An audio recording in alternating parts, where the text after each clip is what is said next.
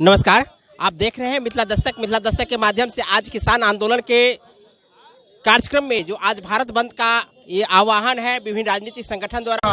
हमारा सबसे बड़ा डिमांड है इन लोगों से कि गोडसे जो गांधी का हत्यारा रहे, सबसे बड़ा जो उपाधि होता है देश का पद्म विभूषण या ऐसा उपाधि दिया जाए जो गांधी का हत्यारा था उसको, और बहुत बड़ा उसके नाम से मंदिर बनाया जाए, हर एक स्टेट में मंदिर बनाया जाए गोडसे का।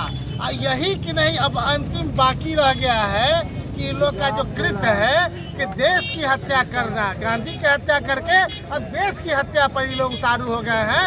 इसलिए हमारा ये मांग है कि पूरे जगह गोडसे का पूजा करें, गोडसे को माने, गोडसे के अनुयायी पूरा कि नहीं किसान के पेट पर कि नहीं। अभी वो तो मान लीजिए गोली मारा था, अभी ये चाकू मारा है, अगला गोली मारने का भी काम करेगा।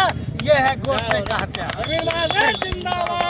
गोडसे के बारे में सर क्वेश्चन किए हैं, गोडसे के बारे में सर क्वेश्चन किए हैं, तो गोडसे को तो मानिए रहे हैं, तो आप उपाधि देने के लिए तो तैयार हैं।